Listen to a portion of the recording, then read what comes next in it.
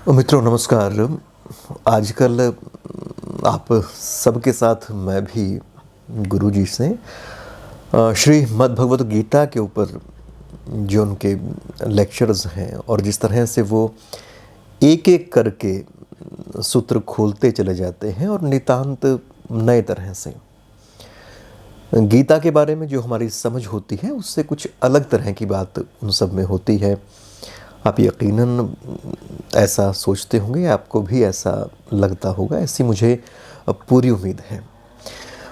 पर गुरुजी को लेकर आपके जो टिप्पणियाँ हैं, जो कमेंट्स हैं, वो लगातार आते रहते हैं और आप में से बहुत सारे लोग कहते हैं कि हम कुरुक्षेत्र आना चाहते हैं, गुरुजी से मिलना चाहते हैं, उनके पास बैठना चाहते हैं। तो स्वागत रहेगा उन सबका भी। तो वो हमारा जो ईमेल आईडी है उस पर वो अपना संपर्क सूत्र डालें तो हम उनसे बात कर लेंगे और जैसे भी हमसे बन पड़ेगा उनके लिए कोशिश हम करेंगे। पर क्योंकि हर रोज़ आप गुरुजी को सुनते हैं तो मेरी इच्छा ये है कि गुरुजी के जीवन के विषय में थोड़ी सी एक बातचीत गुरुजी से ही क्यों ना जान ली जाए। तो आज मैं कुछ प्रश्न करने की कोशिश कर रहा हूँ और मुझे लगता है कि एक सामान्य जिज्ञासा जो एक तरह से गुरुजी के विद्यार्थी होने के नाते या शिष्य होने के नाते हम सब में है, तो सबको कहीं ना कहीं वो सेटिस्फाई करेगी, मदद करेगी, वो कहीं ना कहीं अंदर जिज्ञासा रहती होगी। तो मैं आज ये बातचीत अपनी शुरू करूँगा। गुरुजी। हाँ जी। अच्छा, आप ये बताएं, अपने जीवन के बारे में कुछ बताएं। अपने बचपन के बारे में कुछ बताएं। वो कहाँ बीता, वो किस तरह का बीता, और क्या बचपन में आपको लगता था कि जिस तरह का जीवन आप अब जी रहे हैं इस तरह का जीवन जिएंगे? उसके बारे में कुछ बताएं। बात ये, मेरा जीवन जो है वो बड़ी टेढ़ी मेढ़ी राहों से निकल करके गया है। 1941 में मेरे पिताजी का देहांत हो गया था। उस समय मैं 11.5 साल का था। मैं घर में सबसे बड़ा था। 5 भाई बहन छोटे थे मेरे। तो सबसे बड़ी दिक्कत ये थी कि 11 साल का आदमी कैसे इस सारी जिम्मेदारी को निपटाएगा। तो इसलिए सारा जीवन संघर्ष का जीवन रहा। अब इसमें दोनों बातें रहीं। कुछ लोग तो ऐसे थे जो ये देख करके कि अब इनके बाप नहीं है और इनके पास पैसा नहीं है तो ये हमारे ऊपर बोझ बन जाएंगे, इसलिए कोशिश ये करते थे कि ये हमारे पास आने ही ना पाए, किसी ना किसी तरह इनको दूर रखो अपने से। रिश्तेदारी भी बहुत अच्छा है, फारसी में शेर है जो लिखा है, बवख्ते तंग दस्ती आशना बेगाना मी गर्दत। जब गरीबी होती है, जब बटुआ खाली होता है तो जो रिश्तेदार हैं, आशना हैं, वो भी बेगानों की तरह से, पराये लोगों की तरह से व्यवहार करने लगते हैं। और उसका उदाहरण दिया कि सुराही चूँ शबत खाली जुदा पैमाना मी गर्दत। जब बोतल खाली हो जाती है तो वो जो प्याला है जो बोतल के चारों तरफ घूमता रहता था कि बोतल से कुछ मांगूं, वो बोतल से दूर चला जाता है, खाली बोतल के पास नहीं आता वो। तो ऐसे जब गरीबी होती है, दूसरी ओर ऐसा होता है कि कुछ लोगों को ये सिंपैथी होती है कि ये कैसे इस परिवार को पालेगा, कैसे इतनी जिम्मेदारी को निभाएगा। तो वो हमदर्दी भी बहुत ज़्यादा करने लगते हैं, दोनों चीज़ें। तो हमें भी सारा अगर डिटेल से तो बता नहीं सकते क्या क्या, कि हमें भी यही हुआ कि कुछ लोग ऐसे थे जिन्होंने बड़ी घृणा के साथ देखा और कुछ लोग ऐसे थे जिन्होंने पूरी सहानुभूति हमारे ऊपर उंडेल दी। उनकी तरफ जब हम जाते थे तो उनकी तरफ से बड़ा सहयोग मिलता था। कहो भैया क्या परेशानी है, क्या तकलीफ़ है।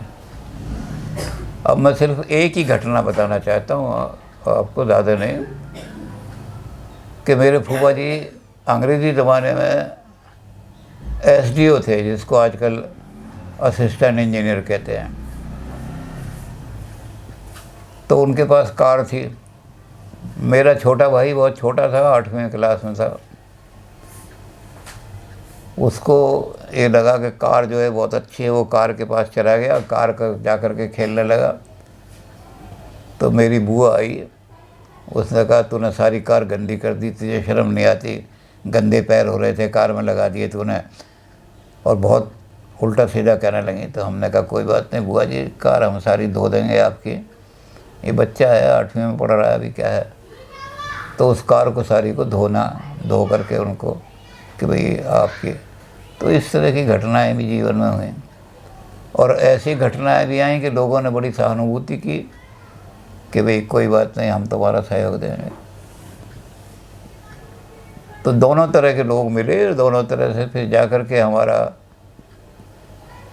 अपनी बुआ के पास मेरठ में गए पढ़ने के लिए। तो दुर्भाग्य ऐसा हुआ, फूफा जी हमारे रिटायर्ड थे, रेलवे, पहले रेलवे जो थी प्राइवेट थी, सरकारी नहीं थी। तो NWR में थे वो, NWR से वो रिटायर हुए थे। तो पेंशन तो मिलती नहीं थी, पैसा बहुत मिल जाता था। तो वो मेरठ में थे, अब बुआ हमारी वहाँ थी मेरठ में, रिटायर होकर आए थे, और वहाँ बलूचिस्तान में उनकी पोस्टिंग थी। तो यहाँ आई थी, तो बुआ बीमार हो गई, थोड़े दिनों के बाद बुआ की डेथ हो गई। तो अब घर में भाई भाई रह गए, हम कोई नहीं रहा, 4 भाई रह गए। वहाँ भी ऐसा था कि 1 भाई कमाने वाला, 3 भाई पढ़ने वाले, और 1 मैं पहुँच गया उनके पर बोझ। लेकिन उन्होंने बोझ नहीं समझा। जैसे मैंने कहा कुछ लोगों ने सहानुभूति की, तो उन्होंने बोझ नहीं समझा। उन्होंने कहा कि अपने सगे भाई की तरह से। तो वहाँ मेरठ में 10वीं पास की, और 10वीं पास करने के बाद तुरंत, क्योंकि उस ज़माने में क्या था कि अंग्रेज युद्ध चल रहा था, महायुद्ध चल रहा था दुनिया का। तो जिनकी 2nd डिवीज़न आ जाती थी 10वीं में, उनको वो फौज में अपॉइंटमेंट लेटर्स तो साथ साथ भेजते थे रिज़ल्ट के साथ। तो हमारे पास भी मिलिट्री का अपॉइंटमेंट लेटर आ गया। लेकिन हमारे जो दादा थे, उनकी बहुत लंबी चिट्ठी मेरे पास रखी है 1944 की, कि फ़ौज में चले गए, वहाँ खतरा है, ये है वो है, इतनी बड़ी हिटलर जो मार काट कर रहा है, तो इस अगर कुछ गड़बड़ हो गई तो घर को कौन संभालेगा, इतने 5 बच्चों को। तो मिलिट्री ज्वाइन नहीं की, PWD ज्वाइन कर ली क्लर्क के रूप में, तो भाइयों को पढ़ाना शुरू करेंगे, तो क्लर्क के रूप में ज्वाइन कर ली। अब उसमें भी ऐसा रहा कि दोनों ही तरह के लोग मिले उसमें भी। दिल्ली के अंदर ऐसे रिश्तेदार भी मिले जो बहुत घृणा करते थे और कोशिश करते थे कि हमारे पास ये ना आए तो अच्छा है, क्योंकि अगर ये हमारे पास आ गए तो क्या पता कुछ मांगें, 10 रुपये मांग लें, 5 रुपये मांग लें। और कुछ ऐसे थे जिन्होंने बहुत सहायता की, हर तरह की सहायता की जिस तरह की। तो सारा काम इस तरह का गुजरा। उस समय हमारे मन में ये ध्यान भी नहीं था कि कभी यूनिवर्सिटी में प्रोफेसर, यही था वहीं क्लर्की करके भाइयों। लेकिन तीनों भाई जो हैं जो हमारे, वो बहुत ऊंचे पद पर पहुंच गए। जो मेरे से छोटा था नंबर 2, वो तो दिल्ली का तो सारा, जितनी दिल्ली नई बनी है, यानी DDA के 10वें फ्लोर पर बैठता था वो, डिप्टी टाउन प्लानर। और जितनी वहाँ झुग्गी झोंपड़ियाँ हैं, उनको सबको टेनेमेंट बदल बदल करके स्लम एरिया को क्लियर कर रहा था। उसके एक्सीडेंट में डेथ हुई, बहुत बड़े पद पर था वो। जब उसकी डेथ हुई तो सारी बस्तियों के, जो बस्तियाँ उसने बनाई थी, उनके इतने लोग उसकी फ्यूनरल के, जो यहाँ कुरुक्षेत्र से गए थे, उन्हें तो ये था कि लाइन कहीं ख़त्म भी होगी, इतने लोग आ रहे हैं पीछे। क्योंकि कल्याणपुरी, जहांगीरपुरी, त्रिलोकपुरी, जो बहुत सारी बस्तियां जो थी, स्लम बस्तियां जिनको, उनके सारे आदमी वहाँ उसके साथ थे। और अखबारों में, ख़ास तौर से हिंदुस्तान टाइम्स में ये लिखा कि अगर BS सिन्हा थोड़े दिनों और ज़िंदा रह जाते तो दिल्ली के अंदर एक भी स्लम दिखाई नहीं देता। इन्होंने 22,000 लोगों को बसा दिया। तो खैर बहुत बड़ी पोस्ट से रिटायर हुआ, बहुत बड़ी ऊंची संपदा भी 2-2.5 करोड़ की संपदा भी छोड़ दी, तो कहाँ तो हमें रोटियां भी नहीं मिलती थी। अब इसमें भी मैं घर की एक, हमारे जो चाचा थे वो एक बहुत पैसे वाले थे, सगे चाचा, तो वो ये कहते थे कि मैंने जो ईंटों का भट्टा है और ट्रक है, इस ट्रक पे एक मुंशी रखा हुआ है, उस मुंशी को मैं 40 रुपये तनख्वाह दे रहा हूँ। अब तू इसे अपने भाई को पढ़ा के क्या करेगा? इतना क्या पढ़ लेगा? 10वीं पास कर ली इसने, इसे ट्रक पे मेरे लगा दे तो मेरे 40 रुपये बच जाएंगे। तो हमने कहा तो इसको अधिक से अधिक ऊंची से ऊंची पढ़ाई कराएंगे। तो उन्होंने नाराज़ होकर उसको घर से निकाल दिया। तो एक हमारे गांव के आदमी थे, उसको भी हम चाचा ही कहते थे, उनके घर में एक सैयद बाबा की थान लगा हुआ था। उस थान में औरतें नहीं जा सकती थी, इसलिए वो कमरा बंद रहता था। तो सैयद बाबा के थान में हमने क्या काम किया कि ये जो होती है जिसको पराली कहते हैं, पराली बोरी में भरी और वहाँ जा कर के बिछा दी बोरी, और उस पर रात को भाई सोना जाता था। तो हमें 5 रोटी कुल मिलती थी, तो हम 3 रोटी भाई को देते थे, 2 हम खा लेते थे। और भाई जब पढ़ कर के आया, इतनी बड़ी हाई डिग्री लेकर के आया, सारा लंबा चौड़ा, तो वो हमारे लिए कपड़े लेकर आया। हमने 1944 से और 1949 तक, जब तक भाई पढ़ा, हमने कभी नया कपड़ा ज़िंदगी में नहीं पहना, क्योंकि वो कॉलेज जाता था, कॉलेज के लिए पैंट भी चाहिए, बढ़िया कपड़े चाहिए, और हम तो दफ्तर में क्लर्क थे, क्लर्क का क्या फटी पैंट भी क्या पहने हो। तो 1949 में वो हमारे लिए बहुत बढ़िया कपड़े ले गया। तो इन्हें लगा चाचा को कि इतने कपड़े कहाँ से लाया है। तो हमारे जो भाई थे बहुत बड़ी पोस्ट पे थे, यूनिवर्सिटी मिनिस्ट्री में थे, और बड़े हाथ से, तो उन्होंने एकदम ये कहा कि अरे आजकल मेले वेले बहुत हो रहे हैं, क्या पता किसी की जेब काट लाए हों और जेब गए हो, पुलिस में जाएगा, जेल में जाएगा, कौन छुड़ाएगा इसको। वो सारी चर्चा होने लगी, और जब वो देखा कि सारे लोग चर्चा करने वाली वो लेडीज थी, उनके मन में हो गया कि जेब काट के चुरा के पैसे लाया है, तब उन्होंने कहा अरे मैं तो मखौल कर रहा था, इसकी नौकरी लग गई है। अब उसकी नौकरी का भी लंबा किस्सा है कि पहले ये तो होती नहीं थी पब्लिक सर्विस कमीशन वगैरह, तो हमने कहा कहीं पोस्ट होगी तो तुझे लगवा देंगे। तो वहाँ एक प्रोजेक्ट चल रहा था, उस प्रोजेक्ट पे जो काम कर रहा था एसडीओ से हमने कहा कि इसको जब तक है लेबर में लगा ले, हमारा कुछ तो सहारा हो जाएगा। तो उसने उसको लेबर में लगा लिया।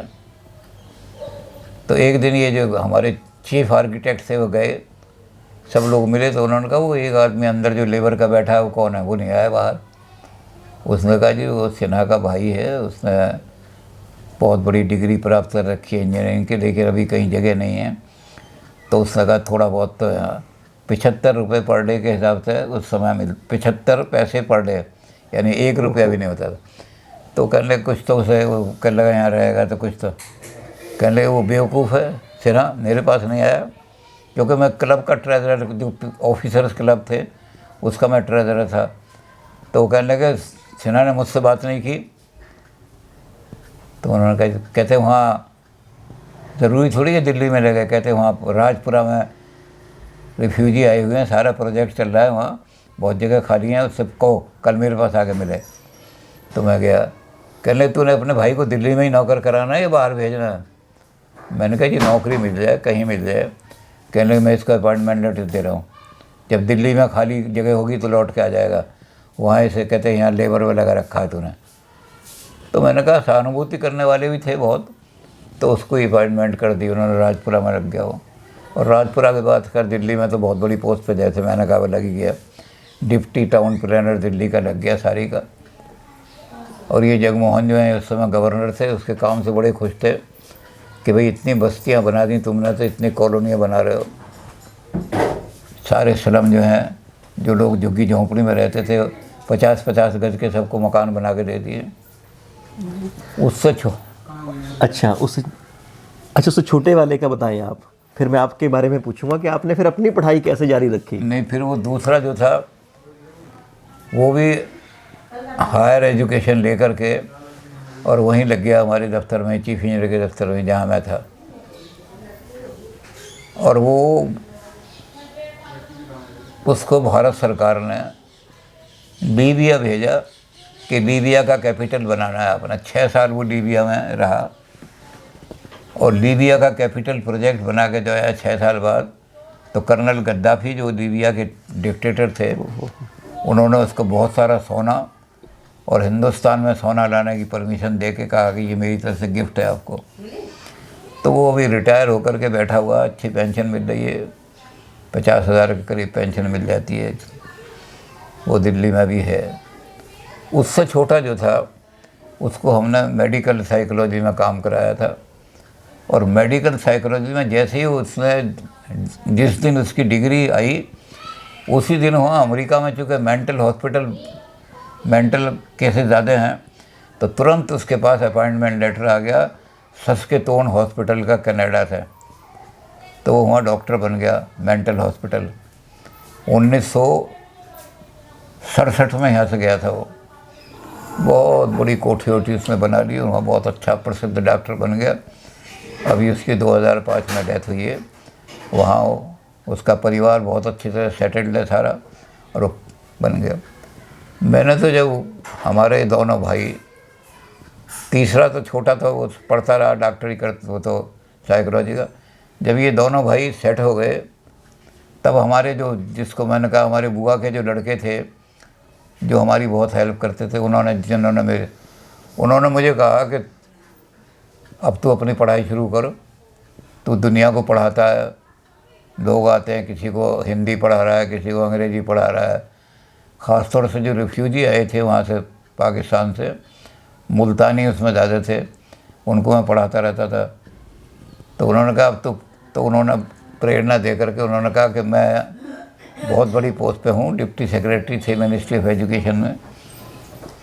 तो उन्होंने मुझे पढ़ाई के लिए उन्होंने प्रेरणा दी और कहने लगे अब तो तेरे भाई नौकर हो गए, कपड़ा लत्ता जो है ये ला के बढ़िया से बढ़िया देंगे, तुझे क्या चिंता है। जब भाई इतनी श्रद्धा से ला रहे हैं, पहली तनख्वाह में ही कपड़े बनवा के ला कर दी तुझे। तब मैंने अपनी पढ़ाई शुरू की। दिल्ली में बहुत बड़ा कॉलेज था, कैंप कॉलेज, बहुत बड़ा, 10-12 हज़ार की संख्या थी। तो उस कॉलेज में मैंने एडमिशन ले लिया। शाम को कॉलेज लगता था, 5:30 बजे से 9:30 बजे तक कॉलेज लगता था। 9:30 बजे कॉलेज से आना, गर्मियों में तो कोई बात नहीं, सर्दी में दिक्कत पड़ती थी, लेकिन सर्दियों में भी वो काम कर जाता था। उसके बाद बहनों की शादी करनी थी। अब दिल्ली में हर चीज़ मिल जाती है, लेकिन एक चीज़ नहीं मिलती, मकान नहीं मिलते। तो जो शादी में उन्होंने कंडीशन रखी कि भाई बारात जैसे पहले रुकती थी, 5 टाइम बारात रुकेगी। तो हमने कहा जी तो बड़ी दिक्कत है दिल्ली में, जो कि जी यही शर्त है, नहीं तो आप यहाँ आके बुलंदशहर में आके शादी कर दो। तो हमारी पोजीशन ऐसी तो नहीं थी कि करते हम बुलंदशहर में जाके, हालांकि भाई की नौकरी लग गई थी, लेकिन हमने वही काम किया कि अपने चाचा, क्योंकि वो बहुत पैसे वाले थे, हमने चाचा के पास भेजा छोटे भाई को कि शादी तय हो गई है, रिश्ता तय हो गया है, लड़का बहुत अच्छा है, इंग्लिश का लेक्चरर है, तो पैसा चाहिए। कहने लगे पैसा तो मैं दे दूँगा, लेकिन ये कागज़ लिख दो कि हम जो गांव का मकान है और गांव की जो ज़मीन है उस पर हम कोई दावा नहीं रखेंगे, वो उसको हम छोड़ देंगे। तो भाई कहने लगा हमने तो कभी हम तो गांव से हमें कोई सहारा नहीं मिला, कभी गए नहीं, हमने तो वैसे ही छोड़ रखा। कहते नहीं लिखित में दो, और लिखित में जब दोगे तब मैं पैसा दूंगा, नहीं तो हमने कहा यहाँ तो शादी के लिए बारात आने वाली है 2-3 दिन बाद। तो फिर हमने वहाँ एक साहूकार था बहुत बड़ा गाँव का, उसके पास गए। हमने कहा, उसको भी हम चाचा ही कहते थे, गाँव का था, बहुत बड़ा लेन देन का काम करता था। हमने कहा चाचा ऐसे ऐसे कंठक आ गई। अब मैंने कहा हम ज़मीन वमीन तो लिख देंगे, सारी चीज़ें, और अगर उन्होंने पैसे दे दिए तो आपका उधार भी चुका देंगे। अगर उन्होंने नहीं दिए, बड़े चाचा ने पैसे, तो फिर ये करना कि आप हमारे 2 भाई नौकर हैं, एक भाई की तनख्वाह वहीं उसके दफ्तर में चले गए और जैसे ही पहली तारीख को तनख्वाह मिली उससे ले आया करना आपका सारा, तो उसने दे दी। बड़ी शान से वो शादी हो गई सारी बहन की, वो भी अच्छी तरह। ऐसी दूसरी बहन की शादी। तो हम इन सब कामों से निपटने के बाद 1956 में हमने पढ़ना शुरू करा। 1944 में नौकरी करके पहले भाइयों को दोनों को पढ़ाया। तीसरा भाई हमने कहा यूँ पढ़ता रहेगा कि ये दोनों नौकर हो गए, उसको पैसा भेजते रहेंगे और वो मेडिकल साइकोलॉजी पढ़ लेगा। हमें भी उम्मीद थी कि मेडिकल, अमेरिका में मेडिकल सही है, जब भी अप्लाई, जहाँ भी अप्लाई करेगा, लेकिन वो बिना अप्लाई के अपॉइंटमेंट लेटर आ गया वहाँ। जैसे आजकल प्लेसमेंट होती है ना, ऐसे प्लेसमेंट हो गई। और वो अमेरिका में बहुत, वहीं कनाडा में बहुत सेटल्ड हो गया, बहुत बढ़िया उसका कोठी। जो यहाँ से जाते हैं कनाडा में अपने बच्चों को देखने के, आपके भाई की तो बहुत कोठी बनी बढ़िया। अपना क्लिनिक उसने खोला हुआ है, बहुत बढ़िया क्लिनिक खोला हुआ है। तो उसकी लड़की, उसका लड़का यहीं सब सेटल हो गए, वेल सेटल।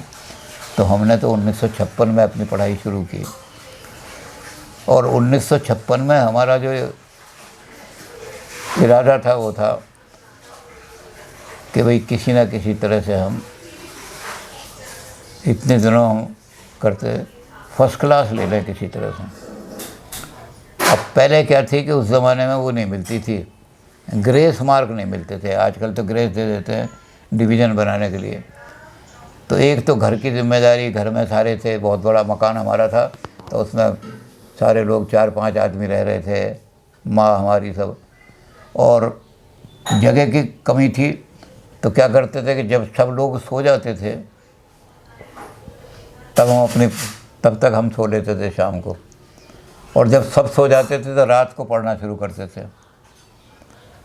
अब उसमें भी हमारे दोस्तों ने बड़ी हेल्प की। तो वहाँ एक दोस्त हमारा ऐसा था, उसका नाम था सुनीत गुलियानी, अभी वो है, और बहुत ही श्रद्धालु आदमी है, भाई की तरह से हमारे।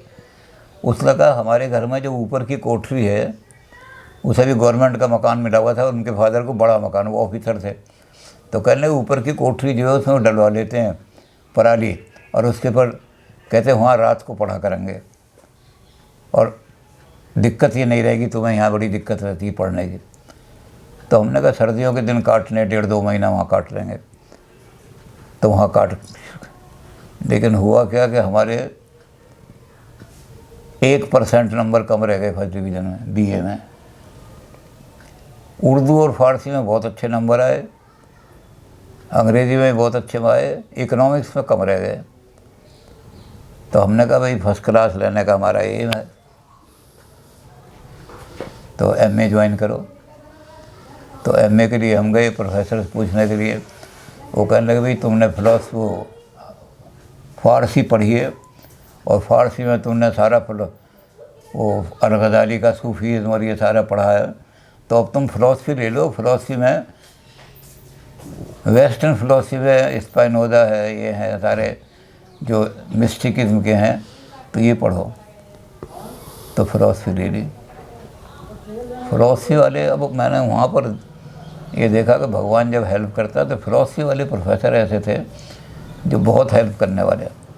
ख़ास तौर से हमारे जो प्रोफेसर हेड थे, हमारे कनाल साहब, वो देव समाज के धार्मिक गुरु भी थे और हमारे हेड भी थे वो। बस वो बड़ी, अब उनका भी मैं एक किस्सा सुनाऊं कि उनकी पत्नी जो थी पंजाब यूनिवर्सिटी में साइकोलॉजी की थी, ये फ़िलॉसफी के थे हमारे। तो उनकी पत्नी का पंजाब यूनिवर्सिटी में रीडर के लिए, वो लेक्चर थे वहाँ, तो रीडर के लिए इंटरव्यू होना था। तो वो कहने लगे कि वो कागज़ जो है अटेस्टेड कॉपी चाहिए। अटेस्टेड कॉपी कौन करा के लाएगा भाई? तो हमने कहा जी, सब लड़के कहने लगे जी बड़ी धुंध होती है, कैसे आएंगे, क्या करेंगे? वो कहने लगे ये तो सुबह पहली बस से निकलेगी तब जाके पहुँचेगी, तो पहली बस के टाइम तक कौन आएगा? तो मैंने कहा कि मेरे भाई जो हैं वो गज़टेड अफसर हैं जी, और वो मिनिस्ट्री ऑफ एजुकेशन में, तो मैं अभी रात को जाके सारे अटेस्ट करा लूँगा और सुबह ही आपके यहाँ आ जाऊँगा। तो और लड़के कहने लगे कि सुबह इतनी धुंध में कैसे आएगा भाई? मैंने कहा यहीं कहीं, कहने लगे इनको कहो यहीं कहीं आसपास में कोई गज़टेड अफसर हो। तो मैंने कहा नहीं मैं आ जाऊँगा। तो मैं अपने भाई से अटेस्ट करा के सारा, और सुबह ही साइकिल उठाई और सरोजनी नगर में हम रहते थे, और ये थे राजेंद्र नगर में हमारे प्रोफेसर। बहुत दूर 3-4 किलोमीटर 3-4 मील का फासला तय करके जैसे ही मैं पहुंचा, वो बस स्टैंड पे खड़ी हो गई थी जगह कि वो आए तो कहना बस स्टैंड पे खड़ी हैं, जो भी बस मिल जाएगी उसमें चढ़ जाएंगी, तो वहाँ मुझे बस स्टैंड पे दे दे। तो मैं गया बस स्टैंड पे, उन्होंने कागज़ लिए अटेस्टेड, और बस जो आ रही थी बस उसमें चढ़ गए। अब मैं वहाँ से चल दिया। अब मैंने कहा इतनी धुंध में कैसे लौट के जाऊँगा 4 किलोमीटर। तो मैं वहाँ राजेंद्र नगर का जो मार्केट है उसमें गया, तो दुकान भी कोई नहीं खुल रही थी। एक दुकान चाय वाले की, वो भट्टी जला रहा था। मैंने उससे जाकर कहा, मैंने कहा भैया मैं तो ठंड में आया हूँ इतनी दूर से, गरम गरम चाय पिला दे। वो कहने लगा मैं अभी बना रहा हूँ चाय, भट्टी शुरू हो जाए। तो मैं वहाँ चाय पीने के लिए बैठ गया। इतने में प्रोफेसर साहब आ गए। उन्होंने मुझे वहाँ देखा, क्या कर रहा है यहाँ? मैंने कहा जी ठंड बहुत हो रही है, बड़ी मुश्किल से ठंड में आया था। ठंड में आया था तो मरने के लिए आया था यहाँ? और घर में जब ये चली गई तो वहाँ घर में बिस्तर भी खाली हो गया, रज़ाई भी खाली हो गई, कंबल भी खाली हो गया। वहाँ क्यों नहीं जाके बैठा घर में? मैंने, तो इस घर को अपना घर नहीं समझता? और मैंने कहा भाई हेड ऑफ द डिपार्टमेंट की घर, कहने चलिए यहाँ से। तो उठा के दे दी। कहने के यहाँ घर में रज़ाई में बैठ, हाथ गर्म करो। अंगीठियाँ होती थी पहले, अंगीठी में हाथ गर्म करो। उसके बाद चाय वाय बना के देगा नौकर दिए।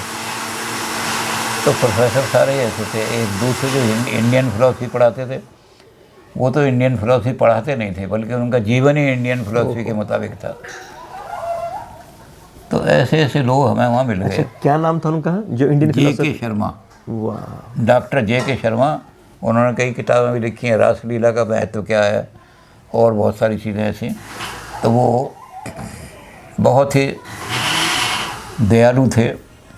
हमेशा यहाँ आकर के गीता जयंती के मौके पे गीताएँ बांटते थे। तो डेथ हो गई इनकी, 100 गीता 150 गीता बांट के जाते थे यहाँ।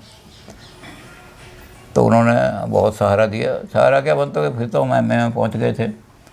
और हमारे दोस्त थे, हमारा पूरा ऐसा, हमारी जो पुरानी सर्टिफिकेट है, उस सर्टिफिकेट देखो तो उसमें लिखा हुआ है, प्रिंसिपल ने लिखा है कि कॉलेज का कोई भी प्रोग्राम सक्सेसफुल नहीं हो सकता था हिम्मत सिंह की पार्टी अगर उसमें हिस्सा नहीं लेती थी। तो सारे कल्चरल प्रोग्राम में हमारे दोस्त बड़े अच्छे थे। उनमें से कुछ जीवित है, कुछ भगवान को प्यारे हो गए। तो दोस्तों ने बहुत ज़्यादा मदद की। मेरी बहन की शादी में काम बिगाड़ने के लिए मेरे फूफा जी आए ख़ास तौर से कि कोई ना कोई झगड़ा पैदा कर दो। तो वही चक्कर था कि भाई वो पाँच टाइम बारात रोकनी थी। तो हमने 3 जगह, अपने दोस्त थे उनके मकान खाली करा के कि भाई यहाँ रुकेंगे आज, यहाँ रुकेंगे आज, यहाँ। और उनको दोस्तों को कह दिया कि जिसको जहाँ चाय पिलानी, नाश्ता कराना करा देना, बाद में हिसाब किताब कर लेंगे पैसों का। तो हमारे फूफा जी जो थे, बस वो आए वहाँ पर आकर बैठे।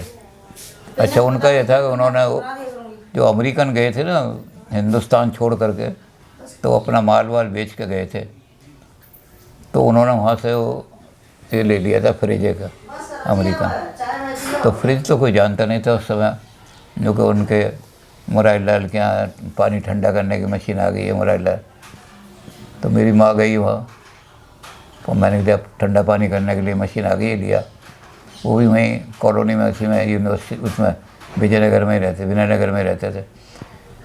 तो उन्होंने बाहर ही मेरी माँ को कह दिया, बाहर खड़ी रहना बर्तन लेके, मुझे किलर को वहाँ बदबू आती है। तो मेरी माँ ले आई पानी। मैंने कहा अब मत जाना उनके यहाँ, गर्म पानी पी लेंगे हम। तो बस फिर वो हमारा भाई इतनी ऊंची जगह पे लग गया कि वो बढ़िया, वो कहने लगे तो पुराना फ्रिज लाए, मैं नया फ्रिज लाऊंगा। और जिस दिन मेरी अपॉइंटमेंट हुई ना प्रोफेसर की, उस दिन वही फूफा जी जो किलर को कहते हैं किलर को बदबू आती है, अरे भाई मैं ये फूल लेकर आया हूँ तुम्हें भेंट करने के लिए। तो उन्होंने शादी में यही किया। लड़की की शादी बड़ी अच्छी तरह से हो रही थी। हमारे दोस्त, तो उन्होंने जाके हलवाई जो था, क्या पूरियाँ जली हुई जा रही हैं, आधी कच्ची जा रही हैं, वो हलवाई के थप्पड़ मार दिया।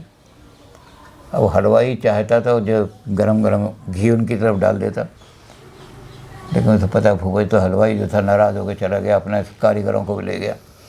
अब बारात बैठी है खाने के लिए, लेकिन हमारे दोस्त जो थे वो कॉल उसकी हमारी फ़ोटो में पड़ी हुई हैं पिकनिक की पुरानी जगहों। तो पिकनिक में सब खाना वाना अपना ही बनाते थे, हर महीने पिकनिक पे जाया करते थे, ओखला पे जाकर पिकनिक किया करते। तो हमारे दोस्त जो थे सारे लग गए, कोई पूरियाँ बेल रहा है, कोई पूरियाँ तल रहा है, 5-6 दोस्त जो थे वहाँ लग गए। तो इतने हमारी दूर का रिश्ता था उनसे तो, लेकिन हमारे लिए बहुत स्नेह रखते थे वो। हेमराज भाई साहब थे, उनकी मार्केट में बड़ी अच्छी साख थी लोगों से, तो वो गए, वो उसे हलवाई को मना मुनू के लाए। लेकिन इन्होंने फूफा जी ने जो ये किया था, तो हमने जाके कहा हसनपुर के एक बहुत बड़े, उनसे कहा, हमने कहा कि ये सारा काम बिगाड़ना है, तो इनको कोई डांट नहीं सकता, ये अपने आप को समझते हैं मैं अफसर हूँ। और जो कहा चला यहाँ दिखाई नहीं देना चाहिए, तू समझता है कि इनका फूफा हूँ तो ये कुछ नहीं कहेंगे। अरे मैं हसनपुर में सारी बिरादरी का हेड हूँ। कहते मैं टांग तोड़ दूंगा तेरी अगर तो दिखाई देगा। उन्होंने फिर वो फूफा जी को हमारे भगा दिया। शादी बड़ी अच्छी तरह से हो गई। तो हमारे दोस्तों ने बहुत मदद की, और हमारी पढ़ाई जब एमए में हमारी फर्स्ट डिवीज़न आ गई। अच्छा, हमारे अफसर भी ऐसे ही मिले। हमारा अफसर जो था बहुत विद्वान आदमी था, financial adviser to the chief engineer, financial adviser था, बड़ा विद्वान आदमी। तो मैं पढ़ने के लिए जाता था, मुझे कहने लगे, बुलाया मुझे, कहते तू डिग्री लेने के लिए पढ़ता है या कुछ आ गया? मैंने कहा जी अगर अच्छी डिवीज़न बन गई तो टीचिंग लाइन में चला जाऊंगा। कहते फिर ऐसा किया कर, लंच टाइम में वहाँ भीड़ होती है सेंट्रल लाइब्रेरी में, तो लंच टाइम में यहाँ काम कर लिया, और 2 बजे वहाँ सब लोग चले जाते हैं, कोई भी नहीं रहता। तो कहते 2 बजे से 3 बजे तक जाकर पढ़ा कर, अगर तेरा इरादा है कि मैंने आगे कुछ करना है, अगर खाली डिग्री लेनी है तो कोई बात नहीं। तो उन्होंने ऐसा कर दिया, 2 बजे से 3 बजे तक मेरा लंच आवर होता था, औरों का होता था 100। तो अफसर भी हमें ऐसे मिले,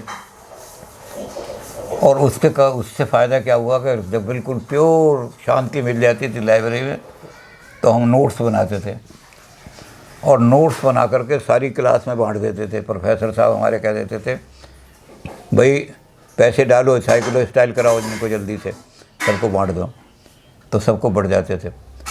तो उसका ये हुआ कि हमारी क्लास में 36 लड़के थे, उसमें एक भी फेल नहीं हुआ।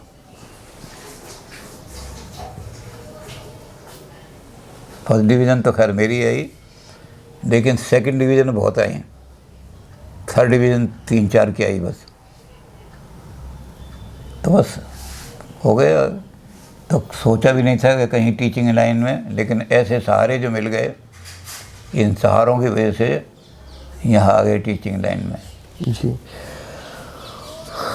तो दोस्तों ये थे गुरुजी के कुछ संस्मरण, और पहले भी खैर लेक्चर में भी काफ़ी बुलवा लिया गुरुजी से, और अब भी लगातार वो बोल ही रहे हैं। तो आज इन संस्मरणों को अब यहीं पे रोकते हैं। जो बाकी की बातें हैं वो फिर किसी दिन रिकॉर्ड करेंगे, और ताकि जो वो अनुभव हैं गुरुजी के वो सबके काम आ सके, क्योंकि इन स्थितियों में से होके फिर ये गुरुजी इस तरह से स्थापित होते हैं। तो अगली बातचीत तक के लिए विकास को गुरुजी के पास से अनुमति दीजिए। नमस्कार।